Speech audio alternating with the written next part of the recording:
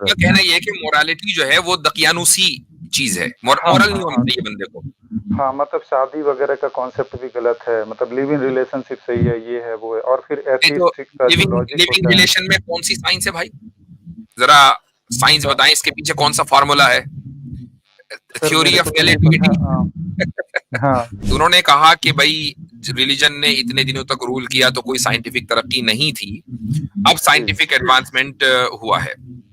मुझे एक बात हाँ। बताइए कि कौन सा ऐसा रिलीजन है कि जिसने साइंटिफिक एडवांसमेंट को ये कहा हो कि ये गलत है, खुसूसन इस्लाम के ताल्लुक से? हम तो इस्लाम को रिप्रेजेंट कर रहे हैं यहाँ पर। ये कहो कि नहीं ये जो साइंटिफिक एडवांसमेंट है, गाड़ियां बनाना है, कंप्यूटर बनाना, जहाज बनाना, ये सारे के सारे हराम है, इस्लाम में कहा है? कम से कम अब तो कर लें कि ये पूछें कि क्या scientific advancement itself is a good thing, कि क्या साइंटिफिक एडवांसमेंट के नाम पे जो कुछ आ जाएगा सबकी सब चीजें अच्छी ही होगी? अच्छा, दूसरे हमारे साथ हैं हरि ओम तत्सत। अस्सलाम वालेकुम सर। वालेकुम सलाम जी, क्या हाल चाल है? जी अल्लाह ताला की कृपा से सब बढ़िया है। सर आप कैसे जी हैं? अल्हम्दुलिल्लाह। जी सर। जी। मेरे 2 प्रश्न हैं और बहुत ज़्यादा परेशान भी करते हैं मुझे। हम्म। दरअसल जब मैं क्लास जाता हूँ कोचिंग पढ़ने के लिए, तो मेरे टीचर ने अक्सर ये जो है ये आर्गुमेंट देते हैं कि रिलीजन जो है मॉरलिटी में बांधे रखती है, और जिस वजह से क्या है कि हम साइंटिफिकली जो है एडवांस नहीं हो पा रहे थे। तो वो कहें कि अर्ली इस्लाम के समय में ज़रूर हुआ था, लेकिन बाद में फिर जैसे-जैसे साइंटिफिक एडवांसमेंट रुक गया था, फिर इससे क्रिश्चियनिटी में भी ऐसा हुआ, हिंदुइज़्म में भी अर्ली टाइम पे हुआ था। तो उनका कहना है, वो बार-बार ये आर्गुमेंट देते हैं, और साथ में ये भी कहते हैं कि कोई गॉड नहीं है, उसको प्रूफ करने के लिए वो नहीं, ये अपनी भी दलील आर्गुमेंट थोड़ा सा देते हैं। समझाइए कि रिलीजन क्या करता है, मोरालिटी देती है लेकिन साइंटिफिक एडवांसमेंट नहीं देती। हाँ, मोरालिटी की वजह से जो है, क्योंकि हाँ, मोरालिटी के बंधन में बंधे होने के कारण साइंस में लोग आगे नहीं बढ़ पाते हैं। उनकी जो दिमाग है वो बस दकियानूसी हो जाती है, एक फिक्स जगह तक बैठ जाती है, ऐसा तो उनका यानी आर्गुमेंट उनका रहता कहना है। ये है कि मोरालिटी जो है वो दकियानुसी चीज है, हाँ, मोरल नहीं हाँ, होना हाँ। चाहिए बंदे को।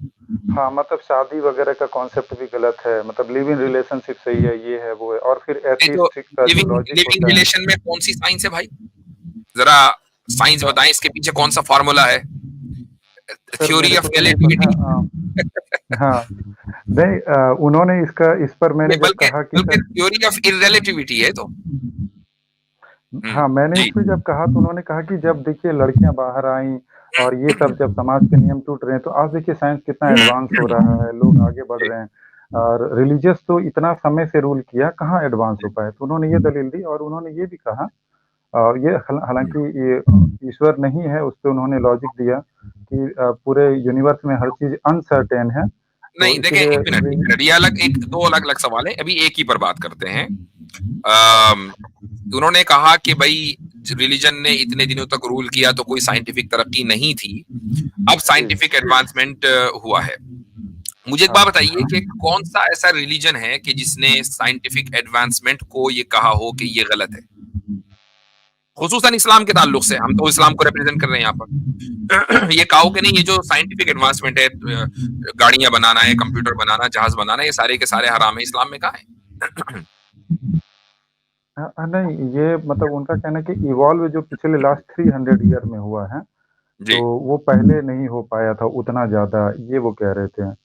तो इससे क्या है कि मतलब थोड़ा एथियस्ट की तरफ, एथिज्म की तरफ जो है माइंड ज़्यादा मुझसे हो जाता है। हरिओम भाई, 300 साल के बाद सेम यही सवाल तो आज 2024 के दौर पे होगा कि 300 साल बाद हम जितना टेक्नोलॉजिकली एडवांस्ड होंगे, तो क्या हम कहेंगे कि यार 2023 के लोग जो बेवकूफ थे वो इतने एडवांस नहीं थे टेक्नोलॉजिकली हमारे इतने? जी हरिओम भाई, ये सवाल उनसे बनेगा कि आज जो ये कह रहा है कि 300 साल पहले लोग इतने टेक्नोलॉजिकली एडवांस नहीं थे, इसलिए वो लोग दकियानूसी लोग थे, वो घटिया लोग थे, तो यही बात 300 साल के बाद के लोग कहेंगे आपके बारे में जो ये बात कर रहे हैं, तो क्या ये बात दुरुस्त होगी? क्योंकि ऑफ कोर्स जो 300 साल के बाद होंगे वो ज्यादा टेक्नोलॉजिकली एडवांस्ड होंगे ना। जी, बिल्कुल। तो क्या वो ये कहे उसी जबरदस्त। शख्स को जो आज से अपने पिछले 300 साल पीछे के लोगों को ये बात कह रहा है कि भाई तुम तो बेवकूफ थे, तुम हमारे इतने तो टेक्नोलॉजिकली एडवांस थे ही नहीं, देखो हम जो है वो आज 300 साल बाद कितने मजे एडवांस में बैठे हुए हैं। जबरदस्त पॉइंट है, शानदार पॉइंट, माशाल्लाह। तो इसमें मैं एक चीज ऐड करना चाहता हूँ, सिर्फ एक चीज है। अच्छा, ये ब्लेंडर है, थोड़ा सा भी अगर कोई सोशियोलॉजी को पढ़ता है या ह्यूमन हिस्ट्री से वाकिफियत रखता है, उसको पता होना चाहिए कि पैगन कल्चर जो है इससे ज्यादा एडवांस और मॉडर्न लिबरल था। तो पैगन कल्चर है, वहां पर पॉलीगेमी और पॉलीएंड्री बल्कि होमोसेक्सुअलिटी अपनी पीक के ऊपर दिखाई देती है कई सिविलाइजेशंस के अंदर।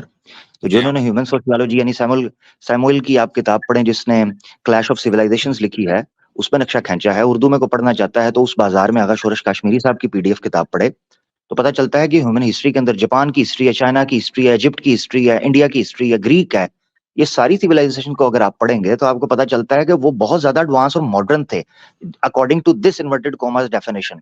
भाई आप देखें कि खुद हदीस में जो जाहिली मुआशरे की तस्वीर कशी की गई है उसमें यह है कि औरतें पॉलीएंड्री करती थी, कि एक खातून थी कि जिनके 10 शौहर थे, उनमें से एक अबू सुफियान भी थे जाहिली दौर में, कि जिनसे बेटा पैदा हुआ और उसका नाम था जियाद। ये तो सही मुस्लिम की रिवायत है, 10 शौहर थे उस एक औरत के। बिल्कुल ऐसा ही है। अच्छा, ये ब्लंडर जो है ना, इसको तारिक जान साहब ने किताब लिखी है सेकुलरिज्म मबाहिस व मगालते, उसके अंदर इस चीज को उन्होंने एक्सप्लेन किया है कि क्या मॉडर्निटी एडवांसमेंट को या टेक्नोलॉजी को लेकर आती है। तो थर्ड वर्ल्ड कंट्रीज आपको कई ऐसे नजर आएंगे जहां से पूरी लेबर जो है वो शिफ्ट होती है, इंपोर्ट की जाती है, जैसे फिलीपींस है, वियतनाम है, थाईलैंड के कुछ इलाके हैं, या साउथ मलेशिया के, वेस्ट मलेशिया के कुछ इलाके हैं। वहां बताया हुआ है कि लोग जो है वो कपड़ों के एतबार से बड़े एडवांस हैं। इसी तरह अफ्रीका में चले जाएं आप, जो आपका ईस्ट अफ्रीका है, युगांडा है, गाना है, नाइजीरिया है, कीनिया है, इन इलाकों में चले जाएं तो वहां औरतें बाहर निकली हुई हैं। कहाँ एडवांसमेंट, कहाँ इन्वेंशंस, कहाँ टेक्नोलॉजी? ये ब्लंडर है, ये धोखा दिया गया है। फॉल ऑफ नेशंस पढ़ लें, उसके अंदर एक्सप्लेन किया। सबसे ज्यादा सेक्युलरिज्म और लिबरलिज्म बोत्सवाना में है। अब बताइए कहाँ तरक्की है? बिल्कुल नहीं, असल में मुफ्ती साहब जो बात करते हैं ना हमारे कैसर भाई, सॉरी अमर भाई, जो बात करते हैं हमारे कैसर भाई की हम लोगों का जो पाला है ना, ये असली में जाहिलों से पड़ा है। जो एक साइंटिस्ट होगा ना, साइंटिस्ट के सामने एक ग्रीक जिसने ये बताया था कि 5 एलिमेंट से बनी है दुनिया, और एक इंसान जो जिसने सबसे पहले बोहर ऑफ एटॉमिक मॉडल जो वो दिया, ये दोनों इक्वल इंपॉर्टेंस रखते हैं। उन्होंने बुनियाद रखी क्योंकि उन्हें कुछ सोचा, बुनियाद के बाद आगे एडवांसमेंट होती रही। ये कैसी बात है कि वो नहीं था, वो जाहिल थे? जाहिल नहीं थे वो, अपने एतबार से वो भी साइंटिस्ट थे, उन्होंने भी काम किए। जब बुनियाद रखी गई उसी के बाद तो एडवांसमेंट हुई। अब आप क्या बोलते हैं कि एक ही दिन में आके आपको थ्योरम भी दे दे, रिलेटिविटी भी देने, ग्रेविटी भी देते हैं, सब कुछ देने। मसला असल में सारा क्या होता है कि जो कैथोलिक की हिस्ट्री है कि उस जमाने में कुछ नए नए अफकार आ रहे थे, और उसकी वजह यह थी कि कैथोलिक्स ने जो कुछ भी इस वक्त दुनिया में दिख रहा है आपको, उसको अपने बाइबल से साबित करना चाहा।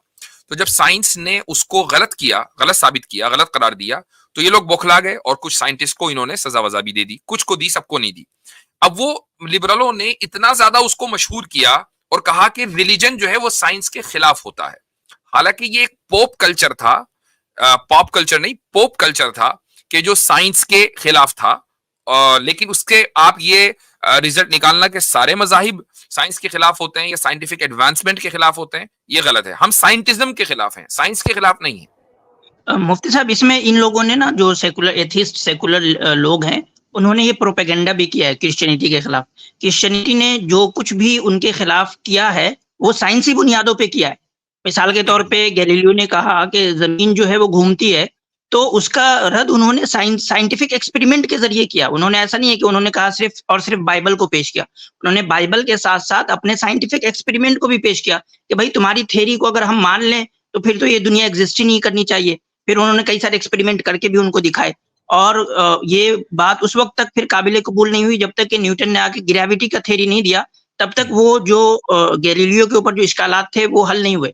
तो ये इन लोगों ने भी प्रोपेगेंडा किया कि बस क्रिश्चियनिटी को एज अ रिलीजन वर्सेस मजहब दिखाना, बल्कि वो साइंस वर्सेस साइंस ही था।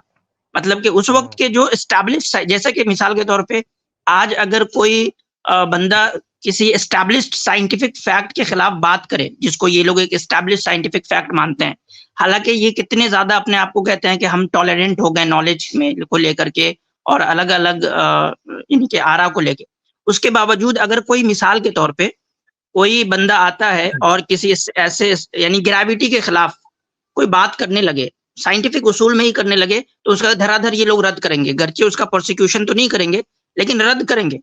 तो उस वक्त उन्होंने ऐसा ही किया, वो उनको यानी कि उन्होंने साइंटिफिकली उसका रद्द भी किया, उसमें एक रिलीजियस एंगल भी था जिसकी वजह से उनका प्रोसिक्यूशन भी हुआ।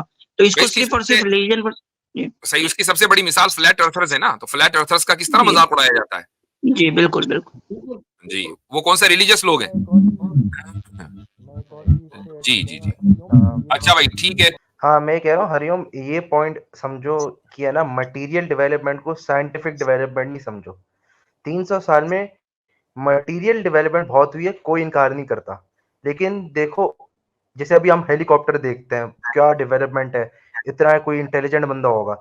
लेकिन समझो जिस बंदे ने मोटर बनाई है सबसे पहली, वो ज्यादा बड़ा इंटेलिजेंट था, वो ज्यादा उसने साइंटिफिक रेवोल्यूशन की है, उसने ज्यादा साइंटिफिक डेवलपमेंट की है। क्यों? उसके पास कुछ बुनियाद ही नहीं थी जिससे वो चीज इजाद कर सके। लेकिन जो हेलीकॉप्टर बना रहे, जो विंड टर्बाइन बना रहे, जो भी, उन सबके पास वो उसूल है, वो बुनियाद है। वैसे ही जब हम टेलीस्कोप देखते हैं, जो सारी डिस्कवरीज हो रही हैं, जो बिग बैंग की हो रही है, जो हम लोग गैलेक्सीज कर रहे हैं, हमें टेलीस्कोप की हमें जरूरत पड़ती है। ये जो लेकिन लेंस है, वो इब्न अल हैथम ने क्या बोलते हैं, उसकी बुनियादें खड़ी की हैं। तो इब्न अल हैथम जो मुसलमान था, जिसने इस्लाम के दायरे में रह के इस्लाम से ही मोटिवेट होके ये सारी चीजों की डिस्कवरी करी है, तो वो ज्यादा बड़ा साइंटिस्ट था, वो ज्यादा उसने साइंटिफिक डिस्कवरी की है, उसने ज्यादा साइंटिफिक डेवलपमेंट किया है, कि उसने वो बुनियाद क्रिएट की है जो बुनियाद थी नहीं। उस बुनियाद पर कुछ मटेरियल डेवलपमेंट करना, वो कम साइंटिफिक रेवोल्यूशन है कंपेयर टू वो बुनियाद बनाना। तो ये चीज समझो कि मटेरियल डेवलपमेंट जो हुई है ना 300 साल में, इसको तुम साइंटिफिक डेवलपमेंट नहीं समझो। सही सही। मुफ्ती साहब, इसमें बस मैं एक लास्ट पॉइंट ऐड करना चाहता हूँ, वो ये कि हमारे अंदर ये हिम्मत होनी चाहिए, अब कम से कम अब तो कर लें, कि ये पूछें कि क्या scientific advancement itself is a good thing, कि क्या साइंटिफिक एडवांसमेंट के नाम पे जो कुछ आ जाएगा सबकी सब चीजें अच्छी ही होगी। ये करेज नहीं है लोगों के अंदर, ये करेज लाएं आप कि पूछें कि क्या साइंटिफिक एडवांसमेंट है तो क्या मतलब कि वो अच्छी है अपने आप में, वाकईतन कोई अच्छी चीज है। ये भी बड़ा अहम पॉइंट है कि अब देखें, रिलीजियस मोरालिटी नहीं थी तो उन लोगों ने जिन्होंने साइंटिफिक एडवांसमेंट की, तो उन्होंने मिलियंस ऑफ मिलियन लोगों को मार दिया, एटम बम गिरा दिए। ये सारे के सारे साइंटिफिक एडवांसमेंट का ही तो नतीजा है ना। तो रिलीजन अगरचे मौजूद है उनमें से कुछ लोगों के पास, लेकिन रिलीजियस मोरालिटी नहीं है। ठीक है भाई, चलें, सही है।